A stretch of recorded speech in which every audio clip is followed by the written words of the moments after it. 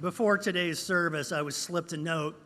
It was a very nice note, very sweet. The note said that I do such a nice job, that I am wonderful, warm, and that I am terrifically handsome. I may have added a line. Anyway, the note ended with this, quote, "Today is Mother's Day and I have reservations for brunch. Keep it short or else, with love, etc., etc." My friends, I am completely immune to flattery, and that is why today I have prepared not one but two sermons that I will now deliver. I'm kidding, but I will confess, it is hard to be brief on such a beautiful occasion. 28 new members, that's astonishing.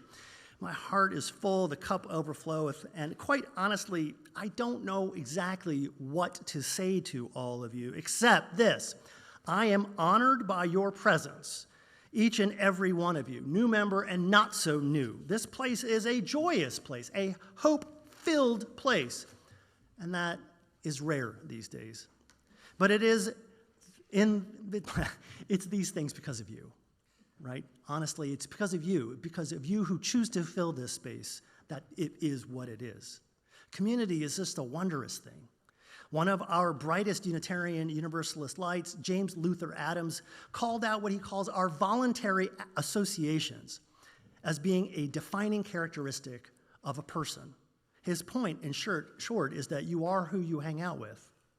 Martin Luther King Jr. reframed this just a bit by asking, life's most persistent and urgent question is, what are you doing for others? And his point, one I have taken to heart, is simple. The investment we make in our service to others, in our service of creation, in our acts of community, connection, and care, these are among the most important, most foundational, and most transformative that we can aspire to. And your choice to be here is a sign and signal that you are choosing a larger life. Brené Brown talks about belonging as a key to living quite a bit in her work. From her, I have learned that belonging is more than just being present, more than just showing up. Belonging is being seen, heard, and valued for who you are, and being willing, being vulnerable enough to be seen and heard, to put yourself out there, to share some of your inner light, your journey up to this point. And believe me when I tell you that sharing, truly sharing, can be scary. We believe that this is a community that celebrates each person's unique contributions, and it is our aspiration to support each other in our individual and collective journeys. But that only works if you make it work. It only works to the extent that you make it work. To borrow an analogy that I'm stealing from our music director, a choir is more than just group yelling.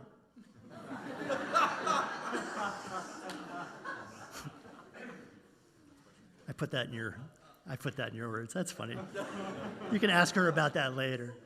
More than group yelling. Yes, you have to be willing. That is the first step. But the next step, harmony, blending, soloing, that takes a little more, right? But the rewards are waiting for those who make the attempt.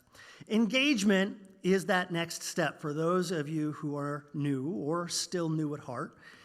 The beautiful flowers and lovely gardens that encircle our building do not fall out of the sky. The paint on the walls, the music and the air conditioning, the videos on YouTube, the announcements in your hands, the picnics, the parties, the demonstrations, and the letter writing campaigns. None of the... And the coffee. How did I forget the coffee?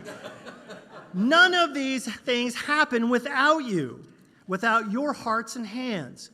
We need your hearts and hands, and I will ask you to have faith that when you bring your hearts and hands, you will find others doing the same, and that this is exactly how and when bonds are made, how friendships are created, how lives get enriched and deepened. Come for the joy, the hope, the comfort, stay for the community, connection, and care. And that is the great big secret of church. It is a network of people choosing each other. Now, that's all very easy to say.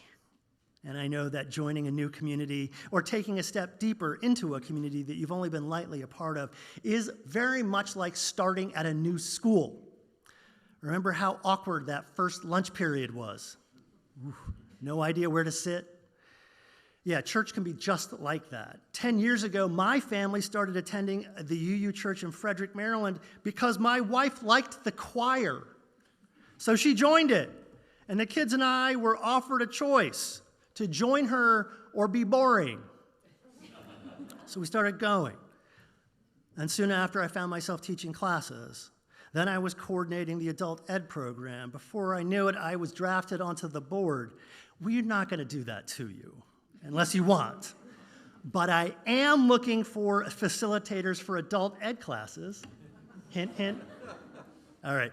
Anyway, here's my recommendation to the new members and those wanting to take that next step. Pick something. Maybe start with just lunch or join the Geezers. Either one of those are great lunch groups. Or maybe the women's circle or choir, a food ministry, an adult ed class. Wow, social justice, green sanctuaries, the facilities team, tech, adopt a plot, commit to knit. There are a lot of places you can just jump in, so pick one. Go nuts. Maybe even pick two. Face first is usually the fastest way to feel at home. Now, membership here is a lot like any relationship. There is the fantasy stage, where everything is new and shiny, and then there's the relationship stage, where we love each other even through the zits. Fact is, this church is not perfect. Some of us here are very much less perfect than others. But as I like to say, the perfect is the enemy of the good. And that is good news. It is our practice as Unitarian Universalists to invoke this image of a great big dinner table, one we are always making bigger, always adding chairs to. We won't always get it right.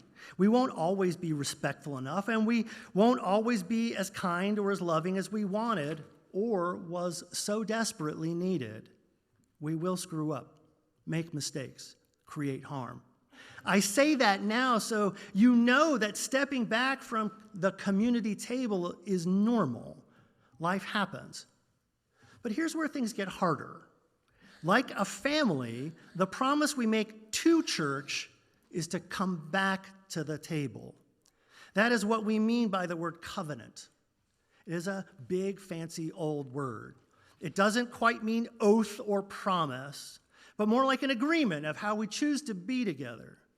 Now, to be blunt, it doesn't always work out. We're only human, after all. And so it is that sometimes for life or love, we have to go. But as one of my favorite hymns tells us, even though promises get made and broken, our covenant asks us to return, if and when we're able. We will save you your chair. Community is a dangerous thing, my friends. It challenges our crusty old beliefs and our fiercest sense of independence. It calls out our nonsense. It shakes us out of our comfortable chairs. It invites us to be more than we are.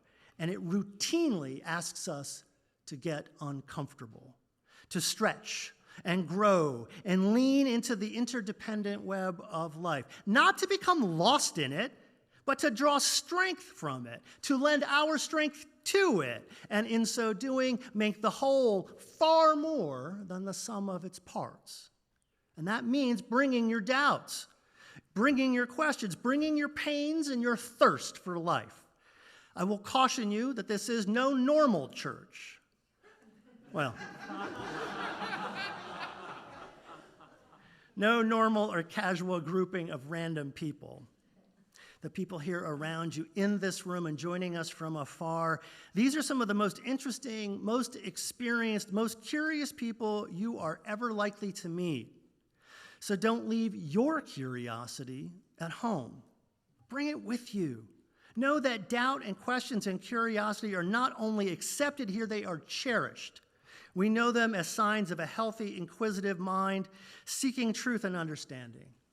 Faith and doubt? Two sides, same coin, not opposites. They're companions on the journey to wisdom. You and your questions are gifts that lead us all into deeper understanding. So teach and be taught. Stay curious, because we believe with a fervent faith that we are seekers. We are pulled by the star St. Carl the Sagan hung for us that said, somewhere something incredible is waiting to be known. Truth seekers we are, and the truth is, the days ahead of us are likely to get a bit stormy. We have serious challenges facing us as individuals and as communities, challenges that we are unlikely to be overcoming soon. But just as these old walls have survived many storms, so too have the people gathered inside them weathered some of the worst over the last 2 centuries. This place is a refuge, a place of retreat from difficult times. Turning to the teachings of legendary football coach Ted Lasso, I promise you there is something worse out there than being sad. And that's being alone and being sad. Ain't no one in this room alone. More, you're invited to understand this church as a place of resilience, a place of resistance, a place to build up strength and resolve, a place where we come together to plot, to plan, to sally forth, to link our arms against the slings and arrows of outrageous fortune. There are not too many places like that in today's world. So let me wrap this up. Being a person is hard enough. There's absolutely no need to make it harder.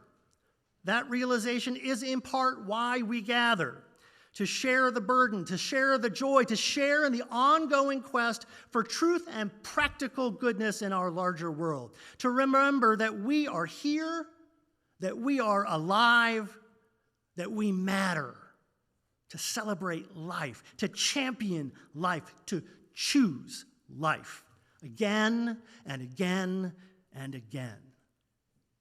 And so, to our new members, as we welcome you today, remember that you are not just joining a community, you are becoming part of a family.